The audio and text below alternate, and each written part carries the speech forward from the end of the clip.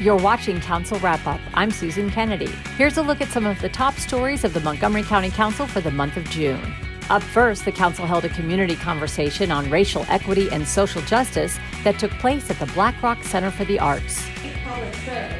Talking about race and equity can be complicated, but this discussion was a priority for more than 200 county residents who came to the Black Rock Center for the Arts in Germantown. Everyone is impacted by racial inequity. To share their collective voices on this issue that's generating a lot of conversation nationwide. Here in Montgomery County, we're going to do it through legislation because we want to make sure that we hold ourselves accountable. Because remember, a policy can be changed anytime. It also depends on who's in office. But when you pass legislation, you're enshrining that into the code. And that means that anybody who runs for office has to be able to articulate how they're going to address these issues. So the racial equity training that we're going to do gets the issues beyond simply diversity. Any jurisdiction has tried to deal with these issues. We probably try harder than most. In fact, not probably, I'll say definitely, we try harder than most. But trying harder than most has not gotten us where we need to be. The community conversation is just one in a series of meetings designed to bring residents together to share ideas as the council develops racial equity and social justice legislation. You know, we're here because Montgomery County is a welcoming county.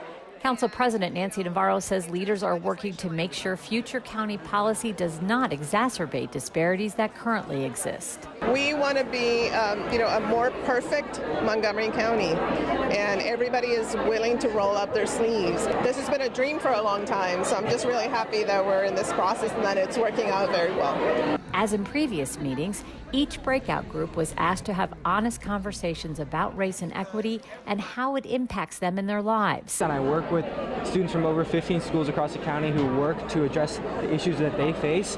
All they're dealing with is racial inequity. Let's have our attention right here. The groups reported back. We are all humans.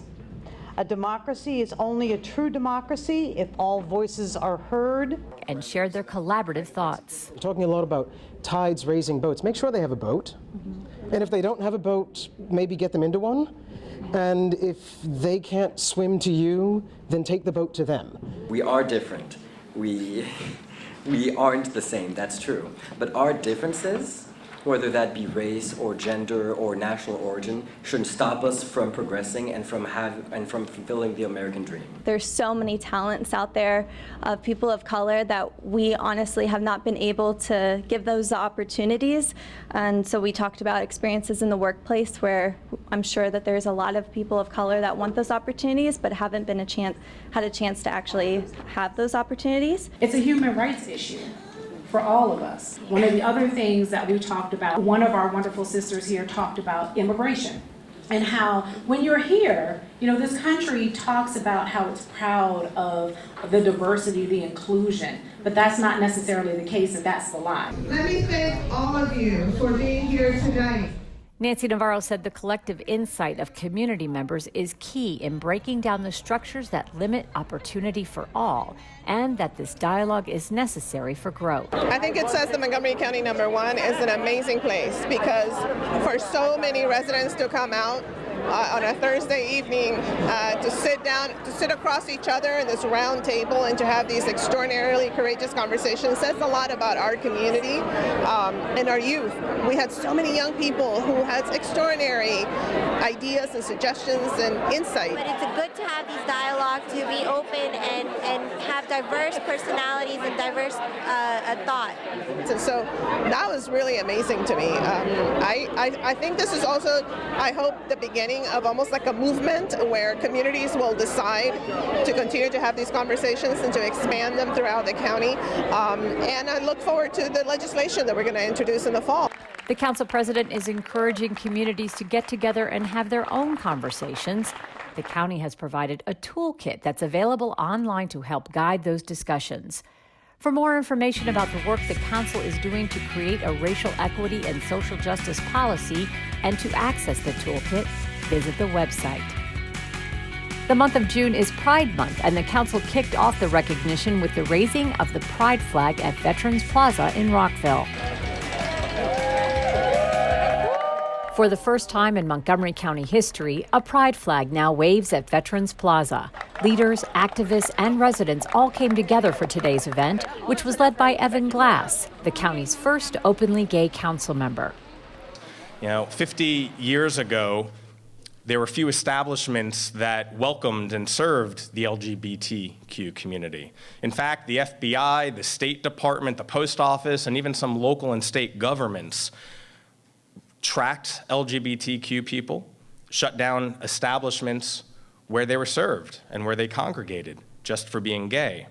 And it was up until the 1970s that the American Psychiatric Association listed homosexuality as a mental disorder.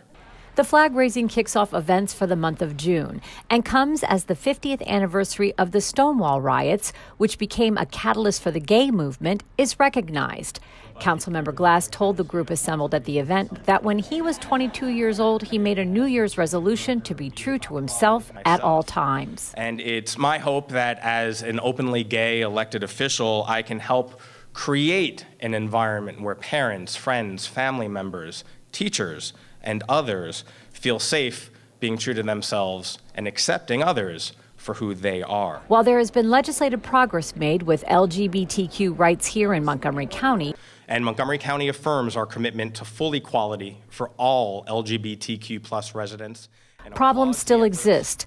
Since 2015, 49 hate crimes have been reported here, and the frequency of those events is increasing. And so today it's an important day because it reminds us of our commitment, but we have a long way to go. And there are many of you in the audience that have a lot of very important suggestions that we need to take up at the state level or locally to make sure we pass legislation, to make sure that we fund certain programs, to make sure that we are actually doing what we need to do. I support Evan in the work here, and I want people to see that Montgomery County is the kind of place where we respect everybody and we honor the relationships and choices that everybody makes.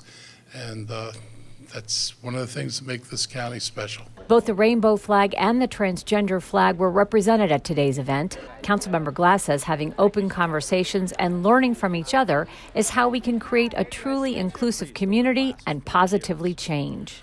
While we're here in Montgomery County, we've made great strides in equality and representing our LGBTQ residents.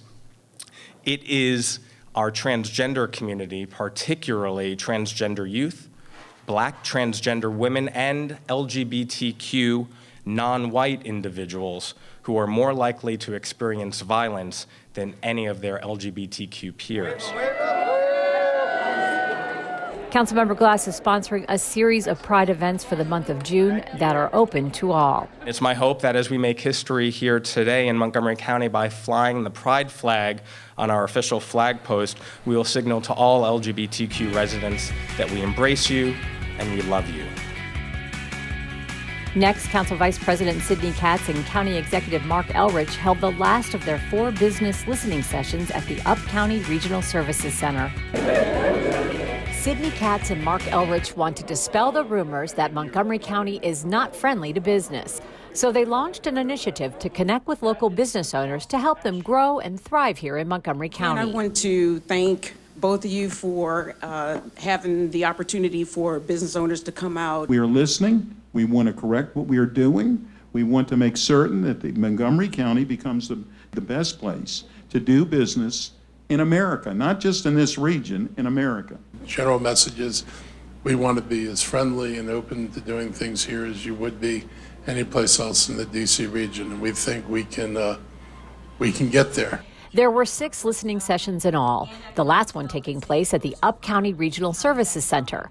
Council Vice President Sidney Katz is a former small business owner himself, so he's familiar to the challenges businesses can face. In Montgomery County, we have not done as good a job as we should to make certain that especially the small businesses are getting the necessary resources or at least aware of the necessary resources that we can offer. I'm trying to start a business. Those businesses in attendance represented a wide array of services and organizations, including daycare.